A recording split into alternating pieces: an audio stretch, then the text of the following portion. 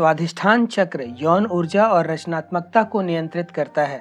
स्वाधिष्ठान चक्र तंत्र और योग साधना की चक्र संकल्पना का दूसरा चक्र है। इसे त्रिक चक्र के नाम से भी जाना जाता है। त्रिक चक्र से निकलने वाली ऊर्जा अत्यधिक कामुक होती है। मनुष्य तब तक पशुवत है जब तक कि वह इस चक्र में जी रहा है। इसलिए भोग, निद्रा और संभोग पर संयम रखते हुए इस चक्र पर लगातार ध्यान लगाने से यह चक्र जागृत होने लगता है।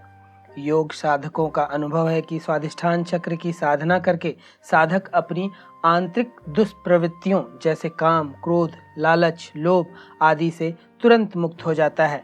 ध्यान रहे कि प्रचंड साहसी व महासंकल्पवान साधक ही स्वाधिष्ठान चक्र का जागरण व परिशोधन करने में समर्थ हो पाते हैं। क्रोध, घृणा, लालच, ईर्ष्या, हिंसा, क्रूरता, जुनून, अहंकार, आत्मसंदेह और आलस्य वे शत्रु हैं जिनका सामना हम स्वाधिष्ठान चक्र में करते हैं। ये हमारे और हमारे पर्यावरण के लिए जीवन को बहुत कठिन बना देते हैं। लोग अक्सर इन गुणों से या अवगुणों से अंधे हो जाते हैं और अमानवीय कार्य करने लगते हैं। इन प्रवृत्तियों के शुद्धिकरण के लिए आजीवन सतर्कता और निरंतर प्रयास की आवश्यकता होती है। हमें निरंतर इस बात का ध्यान देना होता है कि हम कहीं से भी अशुद्ध ना हों। हमारा प्रथम और दूसरा चक्र बिल्कुल भी अशुद्ध या अपवित्र ना हो। स्वाधिष्ठान चक्र की साधना करते समय यद्यपि कामना और वासनाओं के संकट अनेक हैं, फिर भी गुरु कृपा, संकल्प शक्ति, आध्यात्मिक मार्ग में लगनशीलता, जीवन लक्ष्य के प्रति समर्पण व आत्मशोधन की प्रक्रिया व इनकी अनुभूतियों को ठीक से समझकर साधक इस चक्र की साधना में उत्तीर्ण हो सकता है। स्वाधिष्ठान चक्र की नसें प्रजनन प्रणाली पर काम करती हैं। मूलाधार चक्र हमारे कर्मों का भंडार गृह है, तथापि इसको स्वाधिष्ठान चक्र में सक्रिय किया जाता है। किंतु ऐसा हो इससे पहले हमें अपनी चेतना को नकारात्मक गुणों से शुद्ध कर लेना चाहिए। ये हमारे उन नकारात्मक गुणों को प्रकट करते हैं जिन पर विजय प्राप्त करनी है। वासना, क्रोध, घृणा, वैमनस्य, क्रूरता, हिंसा, अभिलाषा और गर्व। अन्य प्रमुख गुण जो हमारे विकास को रोकते हैं वे है आलस्य, भय, संदेह, बदला, ईर्ष्या और लोभ। लेकिन चिंता करने की जरूरत नहीं है। कुछ सरल और नियमित अभ्यासों से इसे संतुलित व सक्रिय किया जा सकता है।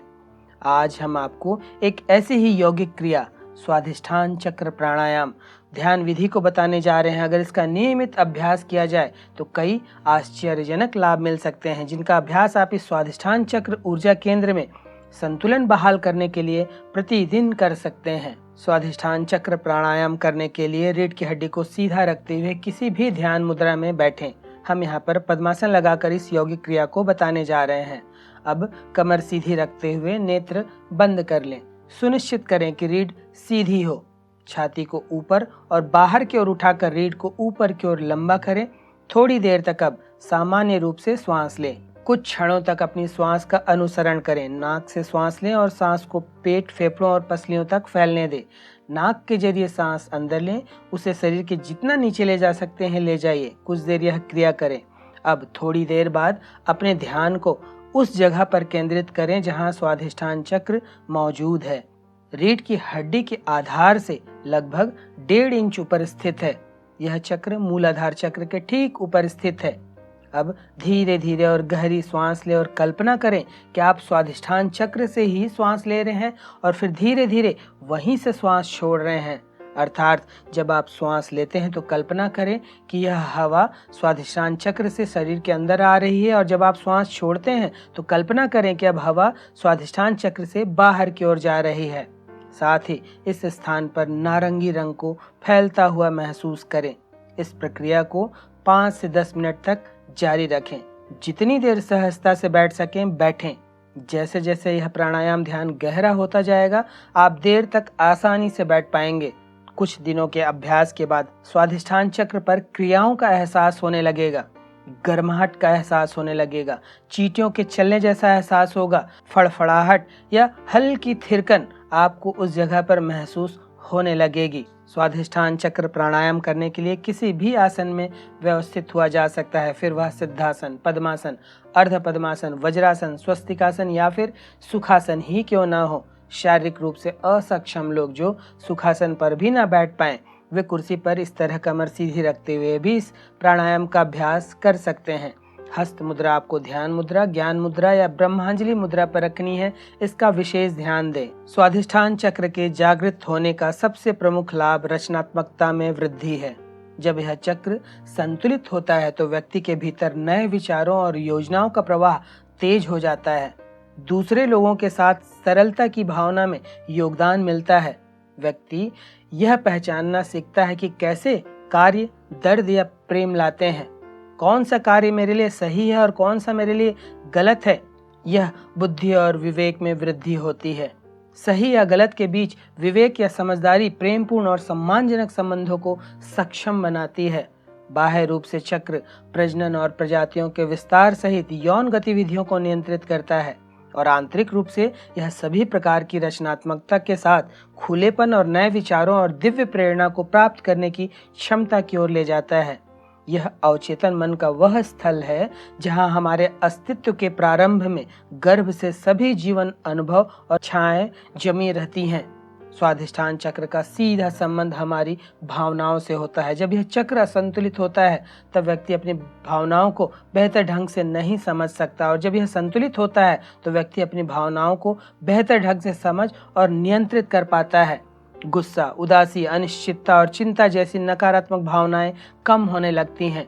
जब यह चक्र संतुलित होती है तो पाचन क्रिया बेहतर हो जाती है और शरीर में विषाक्त पदार्थों का निष्कासन सही तरीके से होता है। यह चक्र प्रजनन और यौन क्षमता को बढ़ाने में भी सहायक है। साथ ही महिलाओं के लिए विशेष रूप से यह चक्र अत्यधिक महत्वपूर्ण है, क्योंकि इससे मासिक धर्म से जुड़ी समस्याएं कम हो सकती हैं। साथ ही पुरुषों में सभी प्रकार के यौन विकार दूर किए जा सकते हैं। संस्कृत भाषा में स्व का अर्थ है अपना और अधिष्ठान का तात्पर्य है रहने का स्थान। इस तरह स्वाधिष्ठान का शाब्दिक अर्थ है अपने रहने का स्थान। त्रिक केंद्र के रूप में जाना जाने वाला स्वाधिष्ठान चक्र रीढ़ की हड्डी के आधार से लगभग 1.5 इंच ऊपर स्थित है। यह चक्र मूलाधार के ठीक ऊपर स्थित है। स्वाधिष्ठान चक्र के प्रतीकात्मक चित्र 6 पंखुड़ियों वाला एक कमल है। स्वाधिष्ठान चक्र का तत्व जल है। स्वाधिष्ठान चक्र का संबंध भूलोक से है। यह आध्यात्मिक जागृति का मध्य स्तर है। स्वाद की तन्मात्रा एवं संवेदना का इससे घनिष्ठ संबंध है। इसकी ज्ञानेंद्रिय जीभ है और कर्मेंद्रिय किडनी, मूत्र स्थान व यौन अवयव हैं। स्वाधिष्ठान चक्र का रंग नारंगी है, जो अग्नि का रंग है। यह रंग शुद्धि, क्रियाशीलता, आनंद, आशा और आत्मविश्वास का प्रतीक है और यह दर्शाता है कि स्वाधिष्ठान चक्र की ऊर्जा सक्रिय हो गई है। नारंगी रंग सूर्योदय का भी रंग है और इस चक्र से निकलने वाली शक्ति का संकेत है। जब इसे नियंत्रित कर लिया जाता है तो प्रसन्नता, विश्वास, आत्मविश्वास और जोश।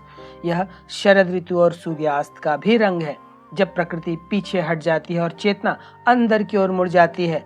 जब हम अपने भीतर देखते हैं और स्वाधिष्ठान चक्र पर ध्यान केंद्रित करते हैं तो हम अपने भाग्य से संबंधित कई सवालों के जवाब पा सकते हैं। चूंकि इस प्राणायाम ध्यान विधि में स्वाधिष्ठान चक्र से श्वसन कर प्राणायाम किया जाता है, इसलिए इस विधि को स्वाधिष्ठान चक्र प्राणायाम कहते हैं। स्वाधिष्ठान चक्र प्राणायाम एक अनोखा, अनसुना लेकिन अत्यंत लाभदायक प्राणायाम है, जिसके कई मानसिक व शारीरिक लाभ मिलते हैं। तो यह था स्वाधिष्ठान चक्र प्राणायाम करने की विधि, इसके लाभ व इसे करने में बरती जाने वाली सावधानियां।